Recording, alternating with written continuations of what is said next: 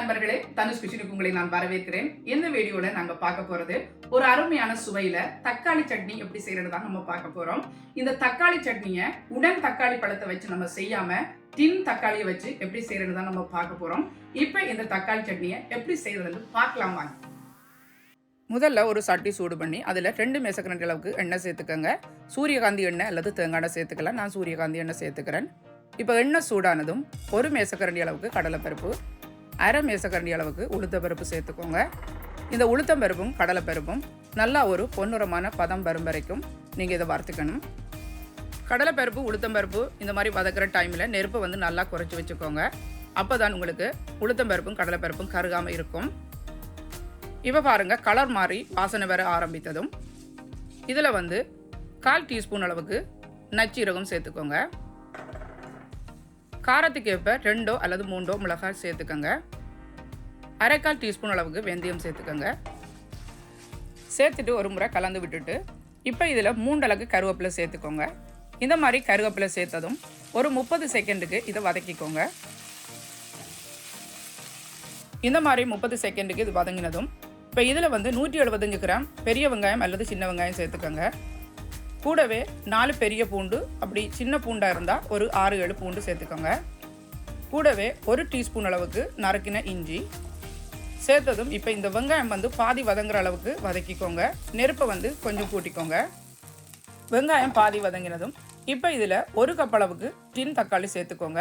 இந்த டின் தக்காளிக்கு பதிலாக 4 சிறிய தக்காளியை நறுக்கி சேர்த்துக்கோங்க. கூடவே 1 மாபிள் சைஸ் அளவுக்கு புளியும் சேர்த்துக்கோங்க. அப்போ தான் புளிக்கும். இதில் ஒரு 2 டேபிள் ஸ்பூன் அளவுக்கு மல்லி இலை சேர்த்துக்கோங்க. சேர்த்துட்டு இப்போ இந்த சம்பலுக்கு ஒரு 3/4 டீஸ்பூனில் இருந்து 1 டீஸ்பூன் அளவுக்கு உப்பு சேர்த்துக்கோங்க, உங்களோட தேவைக்கு ஏற்ப. சேர்த்துட்டு இது நல்லா கலந்து விட்டுக்கோங்க. 1 நிமிஷத்துக்கு இப்படியே திறந்தபடியே வதக்கிக்கோங்க. டின் தக்காளி பயன்படுத்தினா நீங்கள் புளி சேர்க்க வேண்டிய அவசியம் இல்லைடா. டின் தக்காளி நல்லா புளிக்கும். உடன் தக்காளி சேர்த்தா கண்டிப்பாக 1 மாபிள் சைஸ் அளவுக்கு புளி சேர்த்துக்கோங்க. இந்த மாதிரி வதக்கினதுக்கு பிறகு மூடி போட்டுட்டு 5 நிமிஷம் குறைஞ்ச நெருப்பில் வேக வச்சுக்கோங்க. 5 நிமிஷம் கழித்து மூடியை திறந்துட்டு இப்போ ஒரு அகப்பை வச்சு நல்லா கலந்து விட்டுக்கோங்க. பாருங்கள், தக்காளி வெங்காயம் பூண்டெல்லாம் நல்லா அவிஞ்சு மசிஞ்சிருச்சு. இந்த டைமில் 1/2 கப்பு துருவின தேங்காய் சேர்த்துக்கோங்க. கூடவே சுவைக்காக 1 டீஸ்பூன் அளவுக்கு வெல்லம் அல்லது இதுக்கு பதிலாக சீனி கூட நீங்கள் சேர்த்துக்கலாம். சேர்த்துட்டு இதை நல்லா கலந்து விட்டுக்கோங்க. எப்போவுமே நீங்கள் தேங்காய் சேர்க்குற போது கடைசியாக தான் சேர்த்துக்கணும்.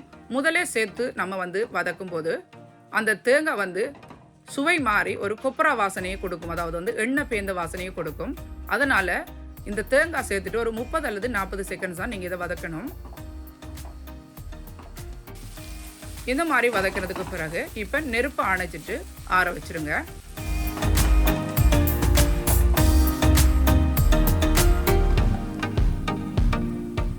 இந்த மாதிரி ஆறினதுக்கு பிறகு மிக்ஸி கப்பில் சேர்த்துட்டு 1 கப்பு தண்ணியை கொஞ்சம் கொஞ்சமாக சேர்த்து நல்லா அரைச்சி எடுத்துக்கோங்க.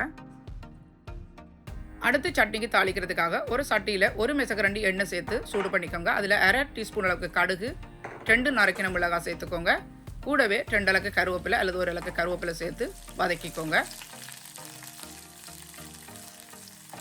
இந்த மாதிரி வதக்கினதுக்கு பிறகு இப்போ சட்னியில் சேர்த்துக்கோங்க. இப்போ சுவையான சட்னி ரெடி ஆயிடுச்சு.